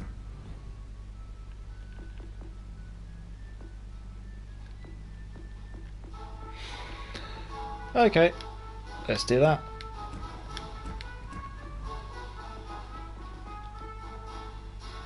Yeah, let's do that. Let's do that. Right, what are you looking at? 19.9 kilometer torpedoes. Wait. Wasn't there a module?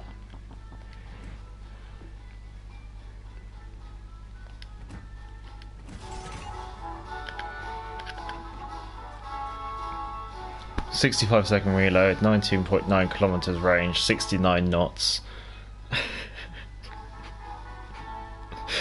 What have we done?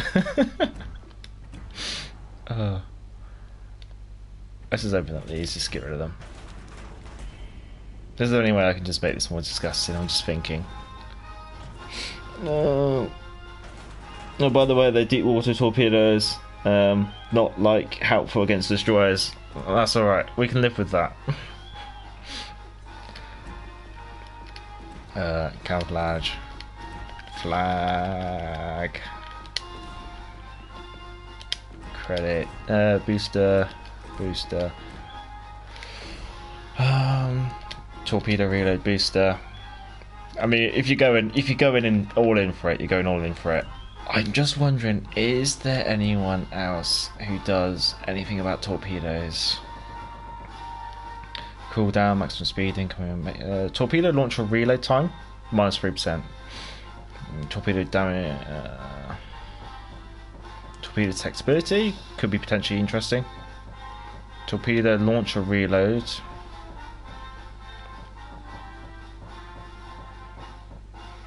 Torpedo detectability range, that's incoming.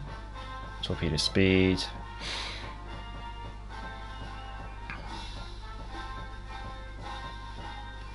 Torpedo damage.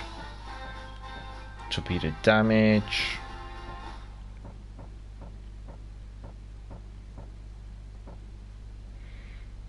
Lots of torpedo related launcher stuff. Okay, let's just go for a stupid torpedo build. What's the detectability on this? 5.2. 5.2. Alright. Sakana skill comes very handy with that 20 kilometer range. Reduce it to 10 kilometer and buff everything else. Sano's. That's potentially true. I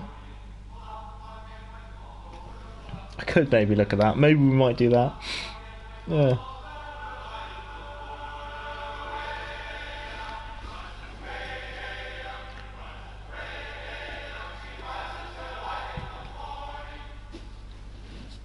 Yeah. I'll have a quick look at that. Yeah, this.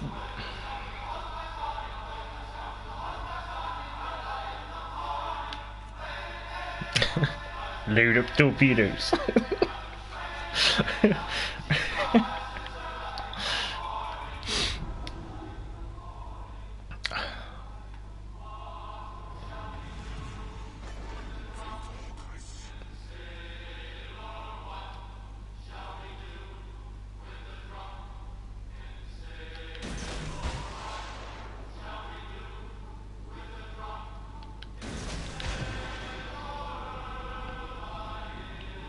Yeah, deep water torpedoes.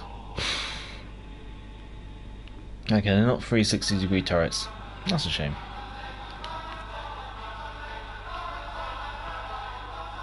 Okay, torpedo launchers pivot on the nose. Yeah, okay. Torpedo launchers pivot forwards. Okay.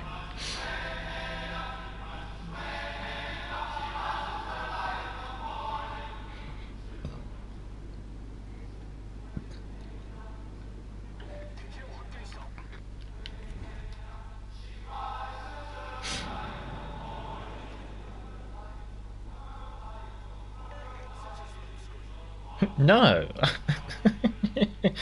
Use your own. I haven't even got a smoke screen.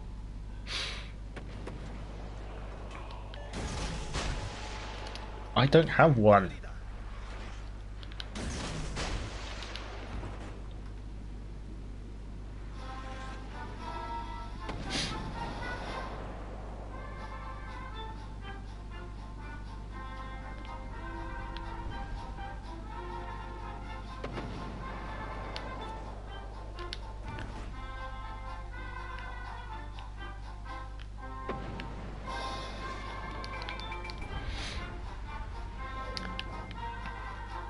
I haven't even checked if they got any radar cruisers.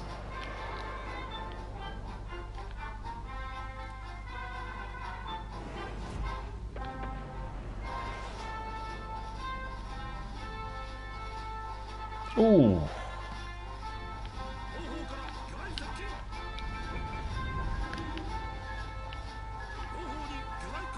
Oh, hello. Hello there.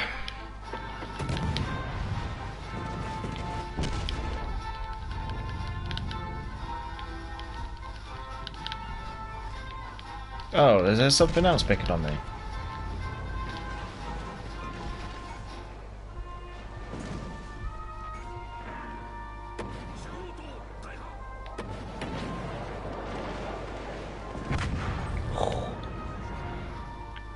I think I got focused very quickly there. Oh well. Thought I had a bit more of a chance there. I think I'll probably focus too much in on the lightning.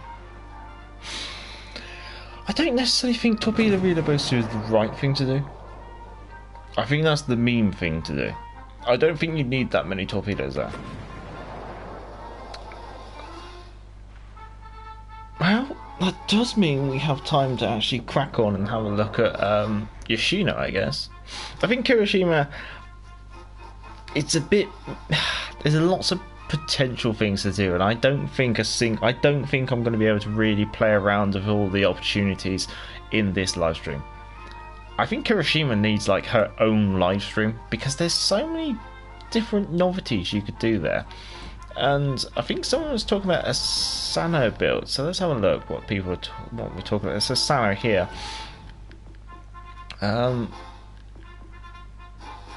Torpedo speed plus 8 knots, reducing the range by 30%.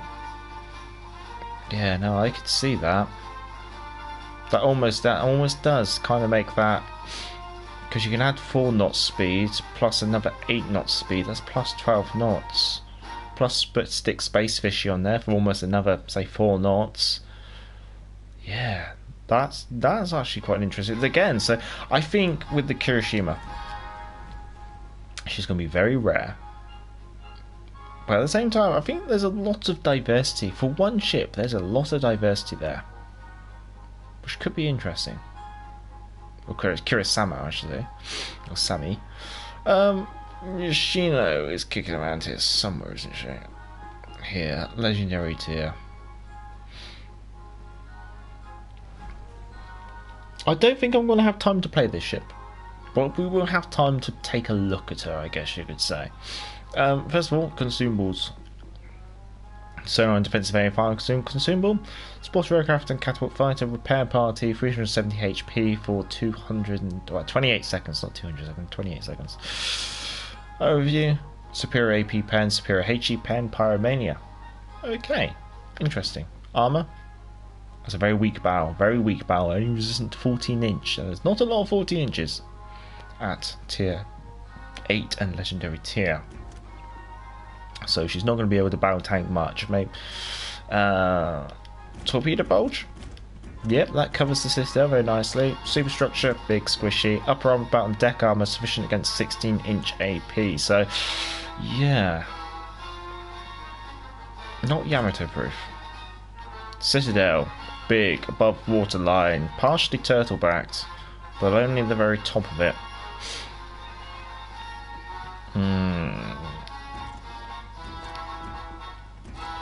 Yeah. Considering this is an Azuma, almost, but she's been up-tiered by 2 tiers. Admittedly, looking at her, in comparison to Azuma, she almost looks like how I picture the Azuma should be. The Yoshino's got a lot more going on compared to the Azuma. Where is the damn? There's the Azuma. The Azuma looks like, first of all, they ran out of design space. Like, there's a bit too much empty space on this ship. And second of all, I always found this ship having a lack of torpedoes for the role that it was designed for rather frustrating. So in some regards, looking at Yoshino, that definitely feels a lot more like what I would interpret the Azuma to actually be. With torpedo launchers as well, that's quite nice. Probably 1 forward firing, 1 aft firing, a lot more AA. Oh look, she's got the classic Japanese sandbags. Everyone knows that sandbags are the go-to armor scheme for anything Japanese. Module wise, torpedo upgrade. Plus 8 kilometers to the torpedoes. Reduces speed, reduces detectability. Is that deep water torpedoes again? Nothing special. Nothing special. Nothing special. It's a shame. I do miss some ships where they have those more interesting modules. 61,000 HP. It's quite funny. Almost like battleship capable HP. 18.5 second reload, 27% chance to set fire, 5,100 HE damage, torpedoes, 12 kilometers range, quadruple torpedo launchers. AA is quite, well, got a good rating, but it is Japanese AA. She's got a lot of 25 mils. New ability, 34 knots, reasonable speed. Large, getting to a large turn circle. Rare shift's going to need a lot of work. Concealment. Okay. Yoshino could be interesting. I think we might have to do a bit more Kirishima. We might have to do a bit more Yoshino on Friday. And then we should be back into the reasonable schedule. Right, sandbags are probably filled with rice. That's it. Yeah, that's not sandbags. That is. Oh God, trying to remember. Is it just food storage? I can't the name, but it disappears.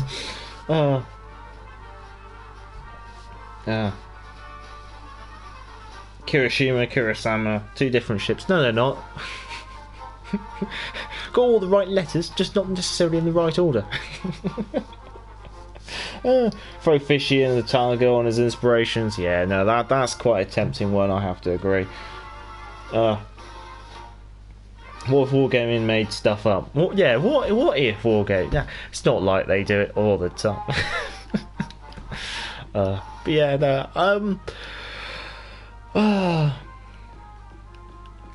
I think it's probably a bit of a lackluster patch. Actually, how the hell did I do? I mean, all I did was one torpedo hit. I mean, I should come really badly as a defeat. I still did better than. Oh, that's bad. Oh, right. Alright, that's enough of this. It's been a bit of a mediocre game session, but it's probably because I've not touched it for a little while. But yeah, I hope you enjoyed the live stream. I hope you enjoyed taking a look at some of the new ships. We mostly focused on the two campaign ships and what other things they have changed this patch. And then we've had a quick dabble at the Kira thingy, and we're also taking a look at the Yoshino. As always, welcome back to the port. I'm the Gov Major, and I will pronounce non-British ship names incorrectly. I can guarantee it. Anyway, as always, I do like to go through the chat and say thank you to everyone who has popped along. And let's see, food reserves, I guess you could say. I'm trying to think, what do they actually call it? Like, is it mess stores? Alright, let's say thank you to Britt Battler, to Action Pumper, to Randy Chang. I also like to say thank you to Doug35. Thank you to Dude Look Dude. Thank you to Sniper Patch as well. Thanks to Noriko and Pixel Mug. Much obliged, gentlemen. Thank you to Azuma SCS. Enjoy. Have a good morning. Have a good morning, sir.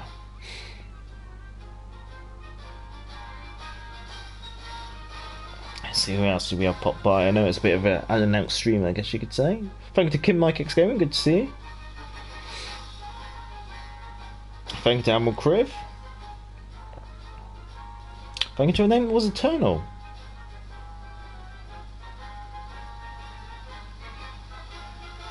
Thank you to Asif Ahmed as well, much obliged. Thank you to Melissa Smith. Legends dying. I think the thing is, it's still got a reasonable influx of new players. That's the thing. So I think it's just one of those things. Like I think the people who've been around for a while are starting to drop off, but it's still new people coming in. Thank you to Vaz Vegas. Thank you to Sean Whitling.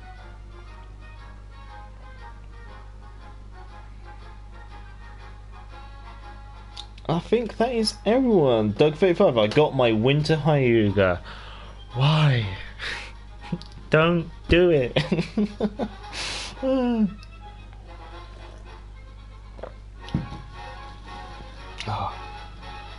well, no worries, John. Wishful thinking. I wouldn't say necessarily wishful thinking when the numbers kind of back it up. I think that's one of the things. I think is that if the numbers didn't back it up, I'd say yeah, it's probably wishful thinking. But the numbers do kind of back it up when we have seen numbers. But generally, I think the number of players in the player base has stayed rather stable. It's just one of those things where I think it's kind of like people who've been around for a long time start to obviously tire with the game. That's with most games, really, I guess you could say.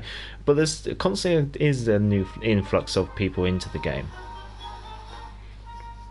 You see it all the time, and when you look at the numbers, you kind of see it in the numbers. So yeah, you could call it wishful thinking, but until I wouldn't exactly pin it on entirely on wishful thinking until the numbers kind of start showing otherwise. I think if the game was dying a lot more, you definitely feel it a lot more.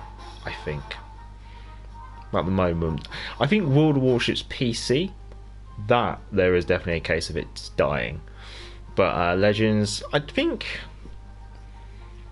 judging off the recent player numbers, I think it has shrunk a little bit, but it's definitely still got a reasonable influx of new players. Yeah, losing old players. Yeah. I think that's just the longevity of it all, I guess. I think, but from what I can kind of piece together, I think wargaming's been hit pretty hard by the Ukraine conflict. For example, the roadmap kind of all fell apart shortly after they announced it, which was about the same time as the Russian mobilization. I mean, we've even seen it where... no, I can't talk about that. What can I talk about? We've seen Russian CCs move into Europe and now becoming classified as European CCs. I think that's... I can say that. I think we can say that. But yeah, I think Wargames found themselves in a unfortunate circumstance where their main development team was based out of St. Petersburg, and then suddenly there was a conflict and they had to move their entire offices, and then they thought, okay, well maybe we can move our offices, but you know, some of the development team can continue to say work from home, and then suddenly there's a mass mobilization happening in said country, and suddenly people are moving. There's a massive brain drain in Russia, and unfortunately that kind of means I think the development team has been hit quite hard, and potentially it means that resources may be being pulled towards maybe towards more of the parent game, but also I think you could probably expect that when it comes to developing, certain things have had to fall to the wayside a little bit more, unfortunately. But the game is still receiving quality of life improvements, but yeah, we are seeing a lot more monetization happening in the game, quite extensive monetization, something that I'm not exactly... I don't take positively, I guess you could say. I'm rather critical of it when I'm talking to my audience. I think the audience kind of is very critical on it. But when it comes to player numbers, I think what you find is probably people who've been around for a while play less and less, and people who are new to the game play a lot more. But yeah, they definitely need to do something to kind of balance it all out again. I definitely feel that's needed. I think there's a lot of mechanics in this game which have been introduced and not executed or carried forward as well as they should have been. Things like research points, which for some reason are capped at 3.5 million, and if you accrue more than 3.5 million, there is no compensation for accruing more, therefore you end up losing them, so you have to spend them or lose them. Things like steel, which has been introduced to the game for nearly a year and a half, and all we've seen added to it is some camos and a premium Omaha. A ship so bad they didn't take it off of the CCs. Yeah, so there's a lot of I don't want to say mismanagement, but it just seems like at times it feels a little bit a ship with no direction at times. But we're slowly getting there, I kind of feel. But then this is all a personal opinion, and I'm probably sure that you're happily down there in the chat persecuting me away. But yeah, at least that's my take on it. I still enjoy the game. I still play the game. I don't play it as much as I used to, but it's mostly because there's nothing... I don't have anything to push forward for. I've got nothing really to achieve, I guess you could say. I can log on one evening, play 4 games, do very well, and go, well, that's it. You know, I'm done for the evening. I haven't really got anything to prove. I think nowadays I mostly play World of Warships Legends for the social side of it, and probably for the streaming side of it. And that's two parts of the game that I still enjoy. I probably will still continue to play World Warships Legends for a long time. I mean, I'm still here, and I started right at the start, so in that regards, I'm still here, and I think that's a little bit of a surprise. But yeah, the future, I think World Warships Legends could definitely do with a good set of hands on the wheel, a clearly defined goal would definitely be nice.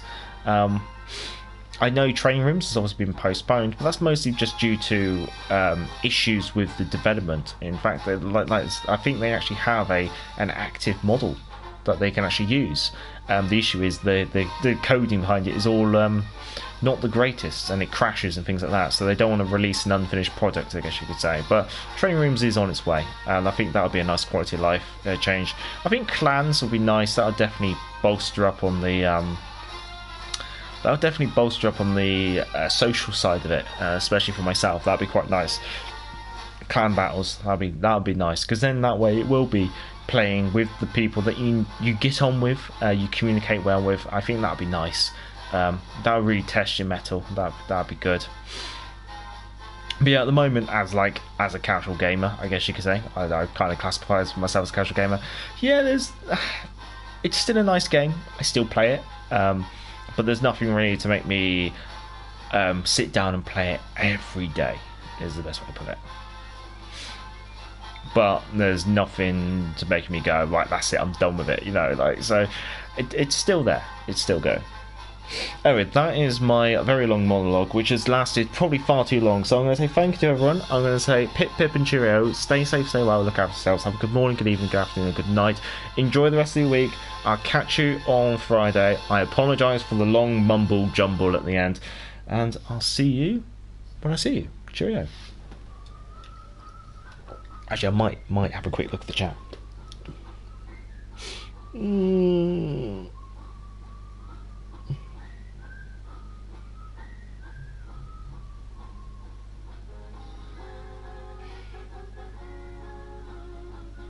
Okay, that's right. I think that's about it. Cheerio, gents.